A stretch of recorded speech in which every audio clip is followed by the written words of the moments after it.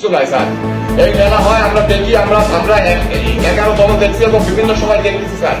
আমাদের কথা যে আমরা মাদকের পক্ষে না, আমরা চাচ্ছি যে মাদকের বিপক্ষে, কিন্তু এটা তো সিস্টেমেটিক করতে হবে। যারা সাধু সন্ন্যাসী যারা ঘর বাড়ি ত্যাগ করেছে তাদের জন্য কি স্যার?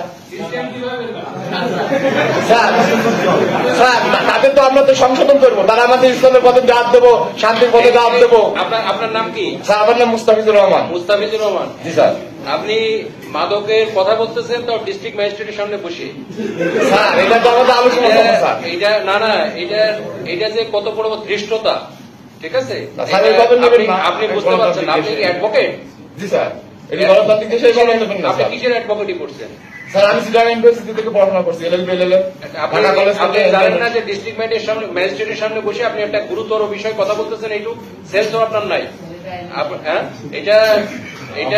এটা এই উনারা যে পণ্ডিত আমাদের সাধুরা আছেন, উনারা বারবার বলেছেন এবং ইস্যু আছে যে মাদকের সাথে আমাদের লালন সাহেব যে জীবন আদর্শ, জীবন চরিত, তার সাথে কোনো বিন্দুমাত্র কোনো সম্পর্ক নেই।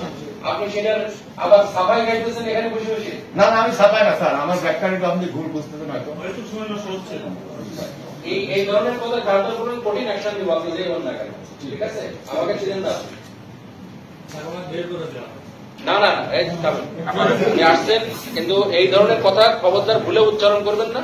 এটা করলে কঠিন অ্যাকশন নেব, তখন কিন্তু আমি ডিস্ট্রিক্ট ম্যাজিস্ট্রেটের শোরুমে ফিরে যাবো, ঠিক আছে?